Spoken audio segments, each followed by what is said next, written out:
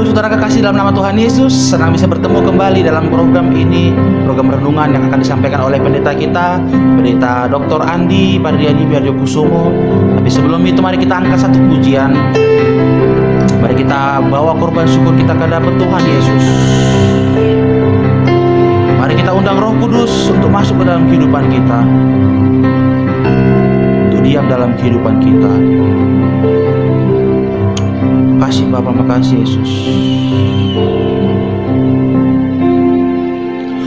Roh-Mu yang hidup penuhiku, mengalir dalamku. Jiwaku tenang bersamamu dalam naungan-Mu. Roh-Mu yang hidup, Roh-Mu yang hidup penuhiku, mengalir dalamku. Jiwaku tenang bersamamu dalam naungan-Mu. Buka hati untuk jamahan-Mu, berserah penuh di hadirat-Mu. Kau ambil alih seluruh hidupku di altar-Mu, menyembah-Mu. Ku buka hati untuk jamahan-Mu, berserah penuh di hadirat-Mu. Kau ambil alih seluruh hidupku di altar-Mu, menyembah-Mu. Roh-Mu yang hidup, Roh-Mu yang hidup penuhiku, mengalir dalamku. Jiwaku tenang bersamamu dalam naungan-Mu. Buka hati untuk jamahan-Mu, berserah penuh di hadirat-Mu. Kau ambil alih seluruh hidupku di altar-Mu, menyembah-Mu. Buka hati, buka hati untuk jamahan-Mu, berserah penuh di hadirat-Mu. Kau ambil alih seluruh hidupku di altar-Mu, menyembah-Mu. Buka hati untuk jamahan-Mu, berserah penuh di hadirat-Mu. Kau ambil alih seluruh hidupku di altar-Mu, menyembah-Mu. Ku buka hati untuk jamahan-Mu, berserah penuh di hadirat-Mu. Kau ambil alih seluruh hidupku di altar-Mu, menyembah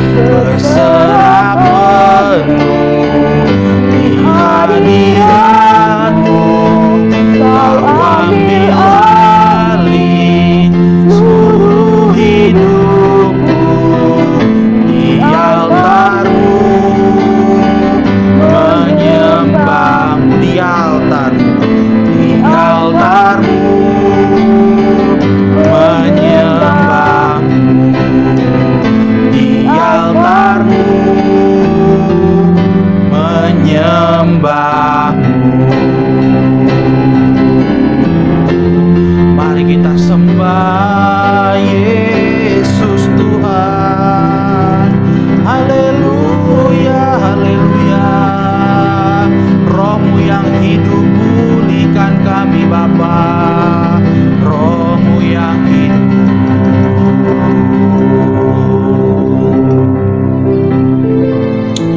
Roh-Mu yang hidup Tuhan Yesus, yang bertahta atas kehidupan kami Bapa. Roh-Mu yang hidup yang tinggal dalam hati kami masing-masing Bapa. Roh-Mu yang hidup yang menuntun kehidupan kami Tuhan sepanjang hari, sepanjang waktu Tuhan. Makasih Tuhan atas Roh Kudus-Mu Bapa. Terima kasih Yesus. Begitu juga Tuhan, kami ingin dengarkan firman-Mu Tuhan. Oleh karena itu Tuhan, tuntun kami Tuhan, biar Roh Kudus-Mu Tuhan yang memberikan hikmat, pengetahuan yang baru Tuhan atas kami Tuhan, urapan yang baru atas kami Bapa, agar kami bisa mengerjakan firman-Mu Tuhan lebih dalam lagi Tuhan. Begitu juga dengan pendeta kami Tuhan, urapi dia Tuhan dengan Roh Kudus-Mu Tuhan, agar dia bisa menyampaikan firman Tuhan sesuai kehendak-Mu Bapa, sesuai yang dipimpin dengan Roh Kudus Tuhan, agar kami semua bisa mengerti, paham, dan terlebih menjadi pelaku firman-Mu Tuhan, dan melaksanakan amanat agung yang Engkau perintahkan Bapa. Makasih Tuhan Yesus, makasih Roh Kudus. Kami serahkan semua ke dalam tangan pengasihan-Mu.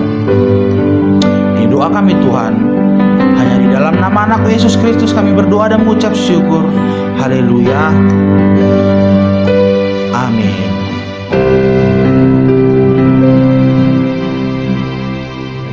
Ya, salam Bapak Ibu, saudara kasih dalam nama Tuhan Yesus. Luar biasa malam hari ini kembali dapat bertemu. Tentu saya berdoa, berharap saudara sekalian dalam keadaan sehat walafiat, tidak kurang satu apapun.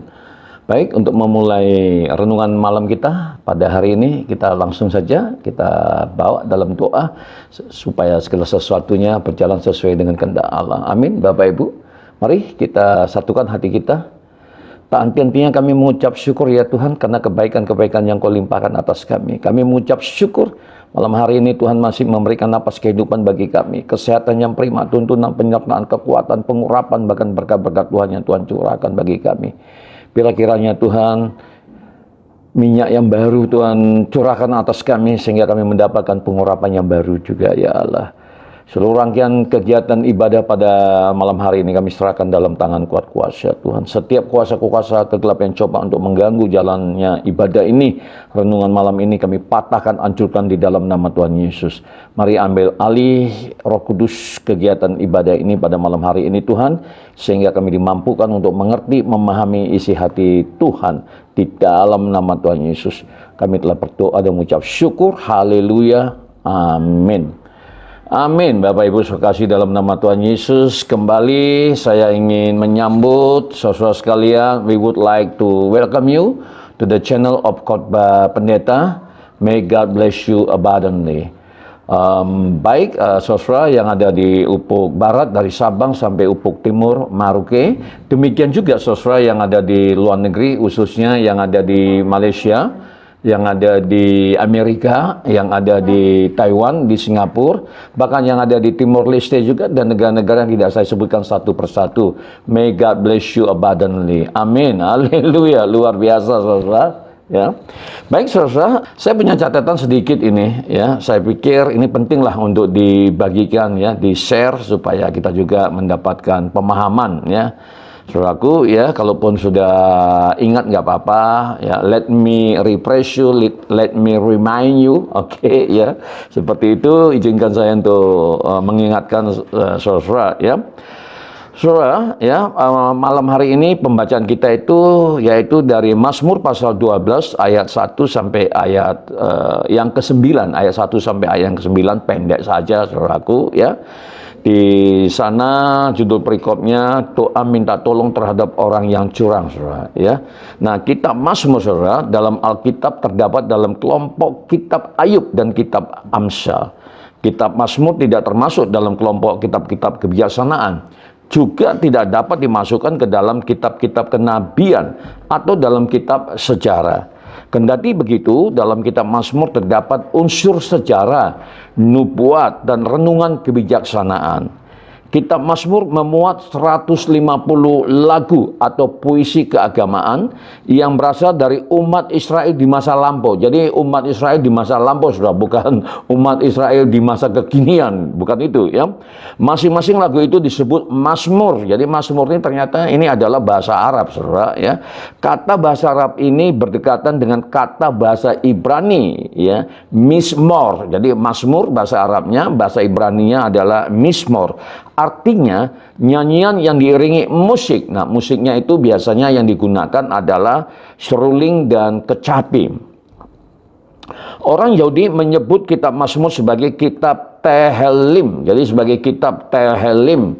Nah, waktu saya masih di seberang, saudara, kami menyebutnya kitab Jabur, seperti itu, saudara. Lalu kita menyebutnya sekarang kitab Mazmur, yang artinya nyanyian puji-pujian. Jadi kidung ya, saudara ya. Dalam bahasa Yunani dan Latin disebut kitab Psalmoi. Nah, ini saudaraku, jadi cukup sangat jelas ya. Saudara, ya, dalam perikop pasal 12 ayat 1 sampai ayat 9 ini, saya membaginya menjadi 3 bagian, saudaraku ya. Jadi yang pertama itu, bagian pertama itu, ayat ini menjelaskan bahwa Mazmur ini diberikan kepada direktur musik, semacam pemimpin korlah pada waktu itu ya, untuk dinyanyikan menggunakan alat musik gesek 8 tali, saudaraku ya. Lalu di bagian kedua, sebagaimana dicatat dalam ayat 2 sampai ayatnya yang ke-6, saudara ya, itu bagian kedua. Lalu di bagian yang kedua, maksud saya masih di bagian kedua, saudara ya. Jadi bagian kedua itu ayat 2 sampai ayat 6 ya. Pada bagian ayat ini pemazmur meminta pertolongan kepada Tuhan karena kejahatan telah melenyapkan orang-orang saleh. Nanti kita akan lihat bagaimana pemazmur mengekspresikan permohonan-permohonan ya, saudara, atau isi hatinya, saudaraku ya. Situasi saat itu yang tergambar dalam teks, yakni tidak ada lagi kejujuran di antara mereka dan terjadi penindasan terhadap orang-orang yang lemah, saudaraku ya. Itu sebagaimana kita akan lihat dalam ayat per ayat, saudara ya. Lalu di bagian ketiga itu, saudara ya, saya membaginya dari ayat 7 sampai ayat yang ke-9. Pada bagian ini ternyata terungkap lagi keadaan pada waktu itu, yaitu penindasan kepada orang-orang yang lemah dan yang miskin, saudaraku ya. Nah, sekarang kita akan masuk pada pembacaan ayat per ayat, saudaraku, dari ayat 1 sampai ayatnya yang ke-9 ya. Di sini dikatakan untuk pemimpin biduan menurut lagu yang ke-8 Mazmur Daud, saudara. Jadi jelas bahwasanya ya, Mazmur ini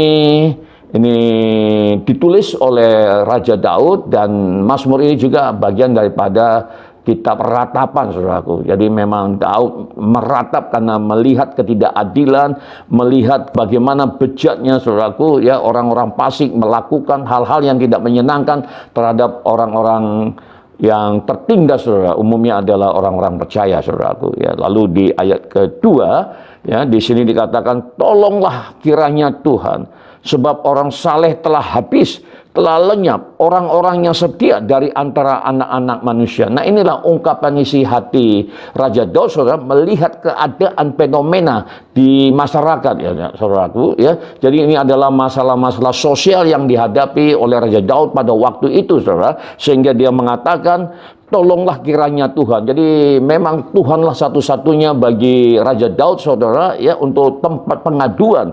Nah, kita tahu itu ya, sebab orang saleh telah habis, saudara. Jadi orang-orang saleh ini juga ternyata telah tertindas, saudara, telah tertekan seperti itu, saudara. Nanti kita akan tarik, saudara, pada zamannya Daud dengan zamannya kita pada abad ke-21. Apakah zaman abad 21 yang kita alami juga, saudaraku ya, hal yang sama terjadi sebagaimana terjadi di zamannya Daud, saudara, dan itu yang menjadi renungan kita pada malam hari ini, saudaraku ya.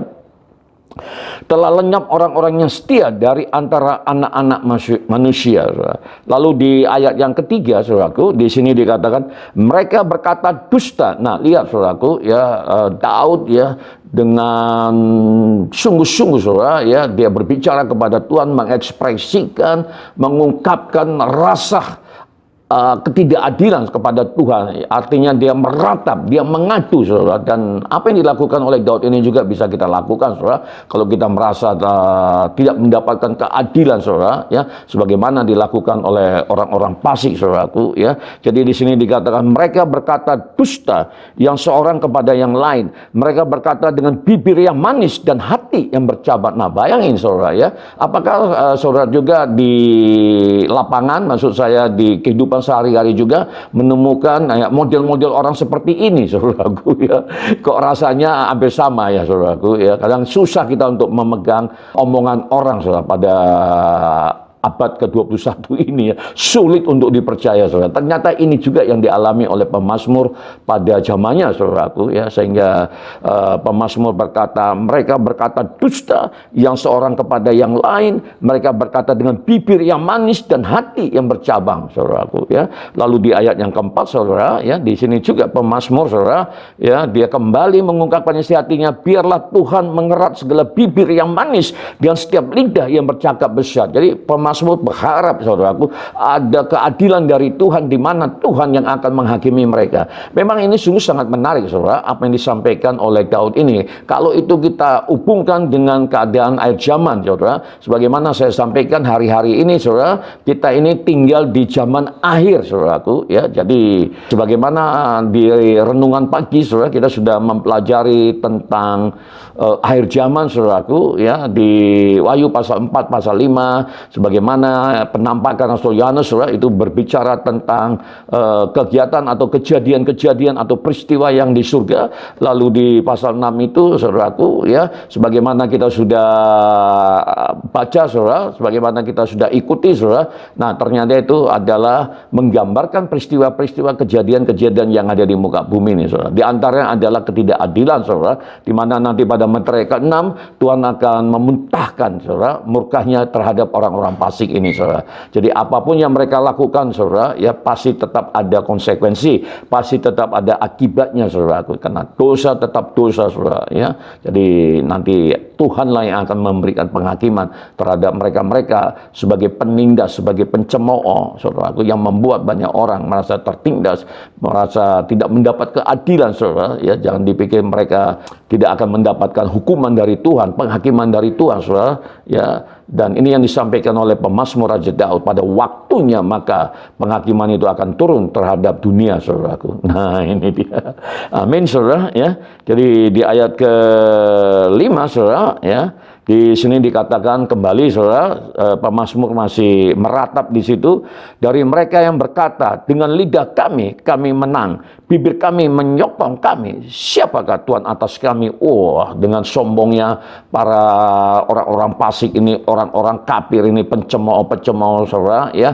Mereka menyombongkan diri mereka dengan mengatakan, dengan lidah kami menang. Wah, ya, saudara, mereka mengandalkan lidah. Ya tentu, saudara, kalau kita lihat terjemahannya di situ, saudara, ini ya di mana orang-orang fasik ini selalu lie, dalam bahasa Inggris itu lie, saudara, menipu, saudara.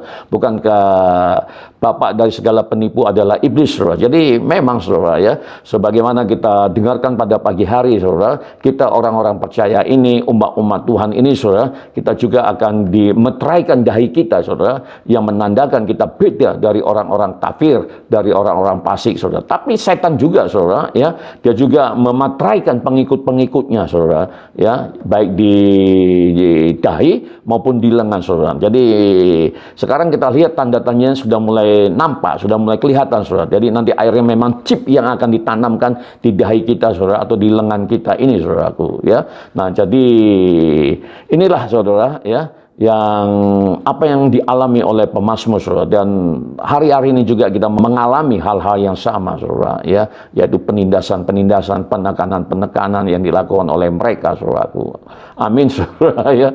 Jadi kembali kita disegarkan roh jiwa kita, saudaraku. Jadi oleh karena itu, saudara, kalau kita mengalaminya pun jangan sampai terkejut-kejut, saudara, atau sampai bingung, saudara, sehingga frustrasi dan akhirnya innalillahi wa inna ilaihi rajiun. Jangan sampai, saudaraku, ya. Jangan sampai kita tenang tenang saja, karena apa yang terjadi hari ini, saudara, ya, itu sudah dinubuatkan dan penggenapannya itu sudah mulai terjadi, saudaraku. Sudah mulai terjadi. Susah untuk cari orang benar hari-hari ini, saudara. Ya, orang pintar banyak, saudara, tapi pintar untuk mengakal-ngakali, saudara, kan seperti itu, ya. Jadi memang, ya, kitalah, ya, orang-orang percaya yang diharapkan oleh Tuhan, saudara, untuk tampil ke depan, saudaraku, ya, supaya keadaan bumi ini semakin baik, tentunya khususnya anak-anak muda, anak-anak kita, cucu-cucu kita, saudara, dan biarlah kita dipakai oleh Tuhan, saudaraku. Untuk itulah pada malam hari ini kita kembali datang, saudara, dalam rangka, dalam konteks, dalam hubungannya untuk memperlengkapi diri supaya kita dipakai Tuhan untuk mendidik, menggembalakan, mengayomi, membimbing anak-anak kita, generasi-generasi muda, saudaraku. Amin, saudara, ya. Jadi luar biasa kita diingatkan kembali oleh kebenaran firman Tuhan, saudara, ya.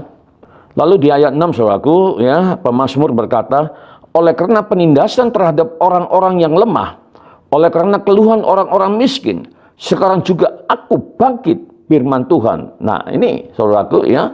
Jadi apa yang disampaikan oleh pemazmur, yang diungkapkan oleh pemazmur, yang diekspresikan oleh pemazmur, saudara, kelihatannya didengarkan oleh Tuhan, saudara, ya. Di mana, ya, ayat itu berkata, oleh karena penindasan terhadap orang-orang yang lemah, oleh karena keluhan orang-orang miskin, sekarang juga aku bangkit. Nah, ini perkataan aku di situ Tuhan, saudaraku, ya, firman Tuhan.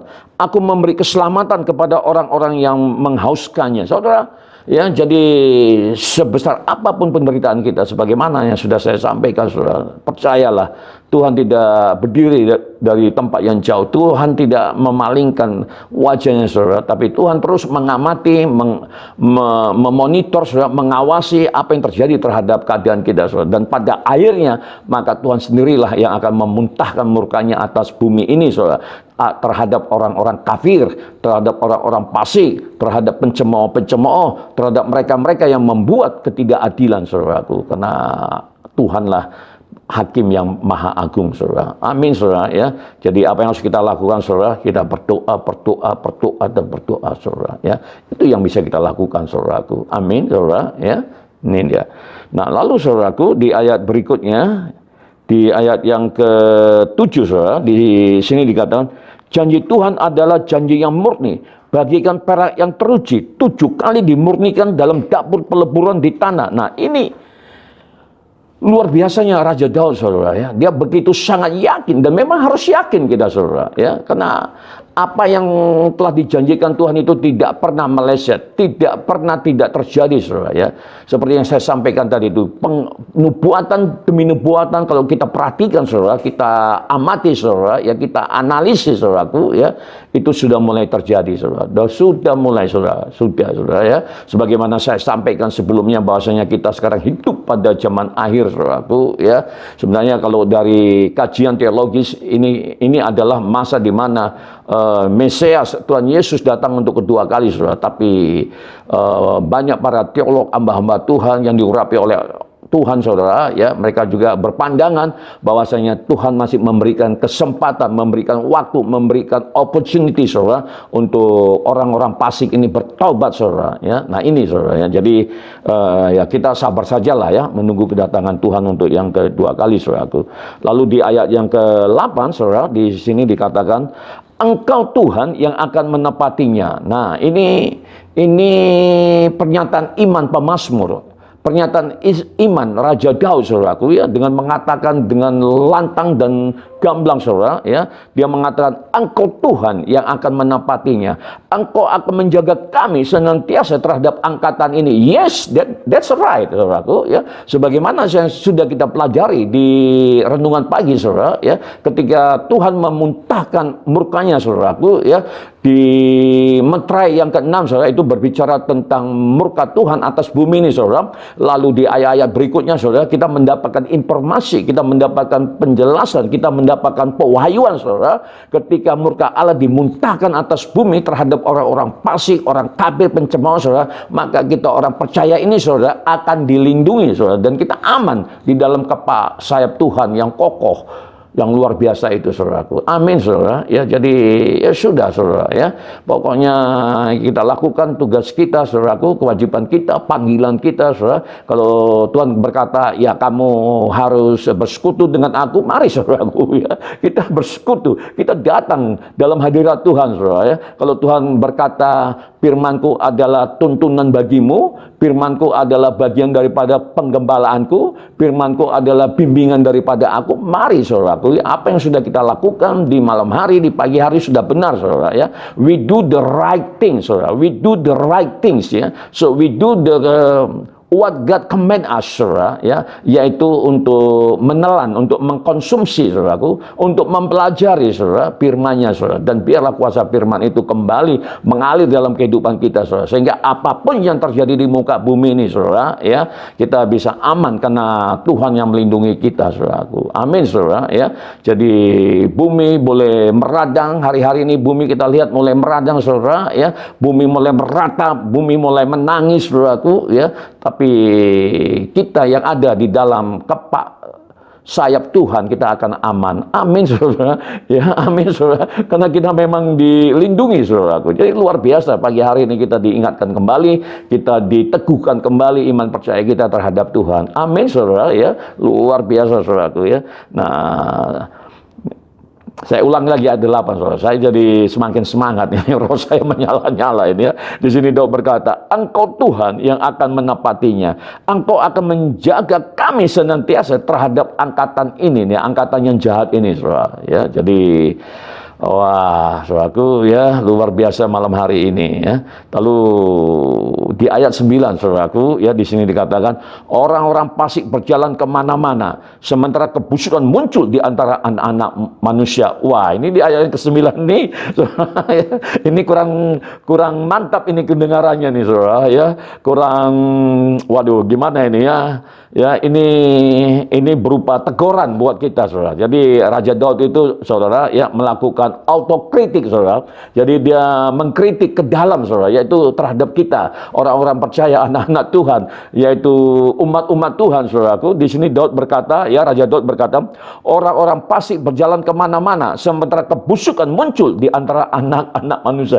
Kalau orang fasik melakukan kejahatan, saudara, kalau orang fasik melakukan kecurangan, kalau orang fasik melakukan ketidakadilan, ya itu memang karakter mereka, saudaraku. Tapi di sini Daud berkata, saudaraku, sementara kebusukan muncul di antara anak-anak manusia, saudara. Tampaknya, saudara, ya, pengaruh dari orang fasik ini, pengaruh dari orang-orang kafir ini, saudara, mulai mempengaruhi anak-anak Tuhan, saudaraku. Coba kita amati, saudara, lingkungan kita, ya. Lingkungan kita, saudaraku, ya, kota kita, bangsa kita, saudara, ya, berapa banyak orang-orang percaya yang ada di lingkungan kita, yang ada di bangsa kita, saudara. Apakah, ya, kita ini sudah terpengaruh, saudaraku, ya, dengan gaya-gaya dunia, saudara? Karena ini autokritik yang dilakukan oleh Raja Daud, saudara. Ternyata ketidakadilan, saudara, kebusukan itu bukan hanya dilakukan oleh orang fasik, saudaraku, tapi juga dilakukan oleh anak-anak Tuhan, saudara. Wah, ya, kita harus maulah menerimanya, ya. Apalagi kalau yang mengkritik ini Raja Daud, dan itulah yang dia rasakan, saudaraku, yang dia hadapi. Ternyata apa yang dia alami pada waktu itu oleh Raja Daud, saudara, ya, itu bukan hanya datang dari orang fasik, tapi itu datang dari internal, saudara, ya, dari internal, ya, internal Raja Daud itu, saudaraku, ya. Jadi itu yang dia alami sehingga dia berkata, saudara, orang-orang fasik berjalan kemana-mana, sementara kebusukan muncul di antara anak-anak manusia. Nah, apakah ada korelasinya, ada hubungannya, saudaraku, pada zaman Daud dengan zaman kita sekarang di abad ke-21 ini, saudara, ya. Nah, beberapa teman saya juga mulai komplain, saudara. Kelihatannya sekarang orang-orang percaya berbicara tentang kasih hanya di gereja saja, saudara. Begitu keluar dari gereja, saudaraku, ya, menurut pengamatan teman saya ini, saudara, habitatnya kembali seperti aslinya. Bagaimana dunia bertindak, berpikir, berperilaku, saudara, itu juga yang mempengaruhi anak-anak Tuhan. Saudara, kita berdoa, saudara, ya, kita berdoa. Ya, jangan pernah putus asa, apalagi sampai frustrasi, saudara, melihat ketidakadilan, saudara, melihat ketidakkesenonohan, saudaraku, begitu banyak saudara ya, masalah-masalah yang timbul, saudara, yang dilakukan oleh orang-orang percaya sendiri, saudara. Mari kita berdoa, saudara. Kita berdoa, saudara. Saya yakin dan percaya Allah tidak pernah diam, saudara. Allah tidak pernah tidur, saudara. Allah terus mengamati, saudara. Biarlah ketika Tuhan Yesus datang kedua kali, saudaraku, Dia menemukan kita tidak bercacat celah. Amin, saudara. Ya, jadi itulah harapan kita, saudara. Oleh karena kita datang terus untuk mendekat, saudara, supaya kita tidak tercemar, saudara, sampai kedatangan Dia yang kedua kali, saudara.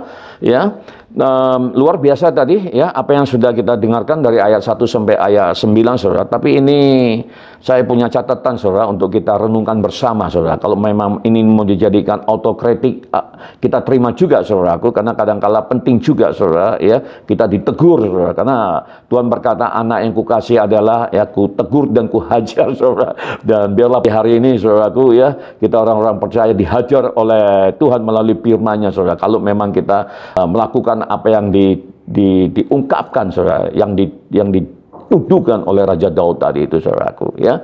Nah, saudara, di sini dikatakan, ya, dari hasil catatan saya, saudara, ya, di dunia ini kejahatan semakin merajalela. Akibatnya banyak orang yang merasa dibuat tidak adil dan teraniaya. Mazmur pasal 12 ayat 1 sampai ayat 9 ini memperlihatkan keadaan umat pada waktu itu. Ya, memang pada waktu itu, saudara, ya. Tapi apakah ada korelasi, ada relevansinya, ada hubungannya dengan abad ke-21? Kelihatannya ada, saudara, karena memang pola-pola iblis bekerja itu nggak jauh-jauh amat, saudara, ya. Nggak beda lah, beda-beda tipis, saudara. Meskipun pada abad ke-21 ini iblis itu bekerja ekstra keras, saudara, karena memang orang-orang fasik itu adalah alat iblis, saudara, di mana dia nanti akan memetraikan dahi pengikutnya di dahi dan di lengannya, saudara, ya. Nah, itu, saudara. Jadi hampir sama lah, saya pikir, ya. Mungkin karakteristiknya aja yang berbeda, saudara, ya. Di mana terdapat kebohongan di antara mereka, kesombongan dan rayuan-rayuan, bahkan terjadi penganiayaan terhadap orang-orang yang lemah, saudara. Kita bayangkan, saudara, ya, hari-hari ini, saudara, wah, ya, saya kalau udah cerita soal hukum juga, saudara, ya, waduh, ya, kita berdoa aja lah, saudara, supaya ada keadilan, saudara, ya. Karena kalau berbicara tentang keadilan itu bisa kita temukan di lapangan hukum, saudara. Bagaimana hukum di negara kita ini, saudaraku, ya. Waduh, ya, kita berdoalah, saudara. Saya juga nggak bisa berkata banyak, saudara, ya, nggak bisa dikerjakan oleh 1-2 orang, saudaraku. Tapi yakinlah, saudara, ya, kalau orang benar berdoa, saudara, ya, maka doa itu mampu mengubah segala-galanya. Bukan hanya mengubah diri kita, bukan hanya mengubah situasi, saudara, tapi bangsa juga bisa diubah oleh karena anak-anak Tuhan mulai berdoa, saudara. Dan itulah yang kita lakukan pagi, malam, dan siang hari, saudaraku. Amin, saudara, ya. Jadi kemudian, saudara, ya, bahkan terjadi penganiayaan terhadap orang-orang yang lemah, orang-orang yang merintih dan yang membutuhkan. Pada akhirnya pemazmur mengatakan kebusukan itu muncul dari antara anak-anak manusia. Itu yang sebagaimana saya bagikan tadi, saudaraku, ya. Itu yang dialami langsung oleh Raja Daud, saudara. Bahasanya kebusukan itu justru muncul dari orang-orang percaya, saudara. Itulah yang dialami oleh Daud, saudara, ya.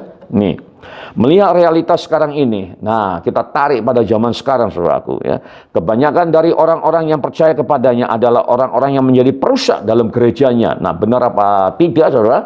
Silakan diamati, silakan lakukan studi, ya, kecil-kecilan, saudara. Coba diamati di lingkungannya masing-masing, baik di lingkungan rumah, saudara, maupun di lingkungan gereja. Apakah benar apa yang disampaikan oleh Raja Daud tadi itu, saudaraku, ya. Bahkan pun orang-orang yang dianggap suci dalam tanda petik, saudara, sekalipun ternyata adalah salah satu pembuat kebusukan dalam umatnya. Namun di tengah-tengah kondisi yang seperti ini, pemazmur mempunyai keyakinan bahwa Tuhan akan memberi keselamatan bagi mereka yang menghauskannya, bagi mereka yang merindukannya, saudaraku, ya.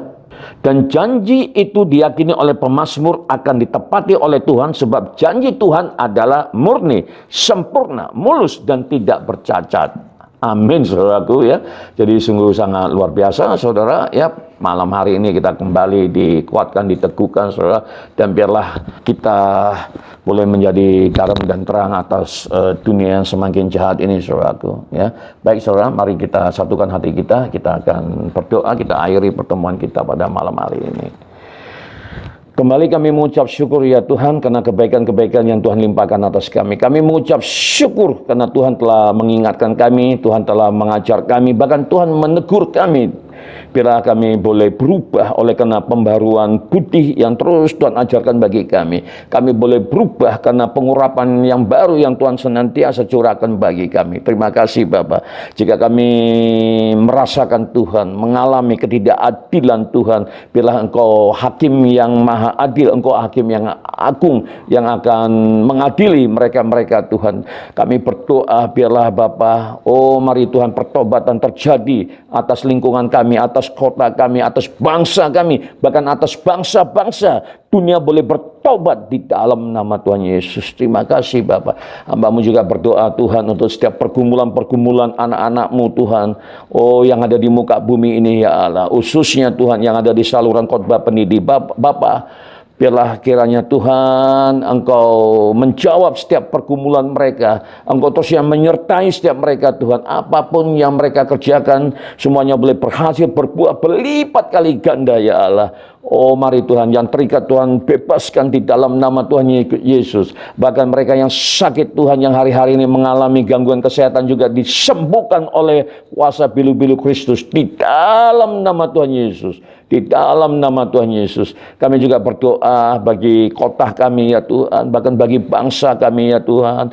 Biarlah Tuhan terjadi restorasi ya Allah, pemulihan terjadi atas kota kami, bahkan atas keluarga kami juga ya Allah, atas bangsa kami di dalam nama Tuhan Yesus. Mari Bapak, Engkau juga yang memberkati para pemimpin kami dari level yang paling tinggi sampai yang terendah Tuhan. Baik mereka yang ada di lembaga legislatif, yudikatif, eksekutif Tuhan, berkati mereka, mampukan mereka Tuhan untuk membawa bangsa kami ini bangsa yang bermartabat, bangsa yang berkeadilan, bangsa yang besar, bahkan bangsa yang memberkati bangsa-bangsa lainnya di dalam nama Tuhan Yesus. Kami menyerahkan seluruh pemimpin kami Tuhan dalam tangan kuat kuasa Tuhan.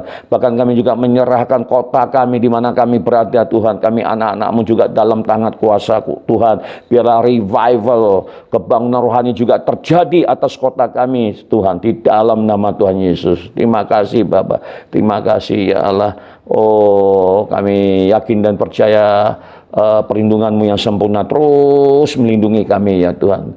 Terima kasih Bapa, di dalam nama Tuhan Yesus kami telah berdoa dan mengucap syukur. Haleluya.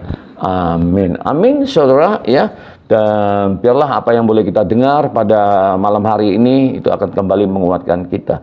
Kembali saudara, terima kasih. Thank you so much sudah bergabung dengan kami dari ladang misi, ladang pelayanan di Medan. We would like to say God bless you. Salam sejahtera, sukses selalu, Tuhan Yesus memberkati. Bye.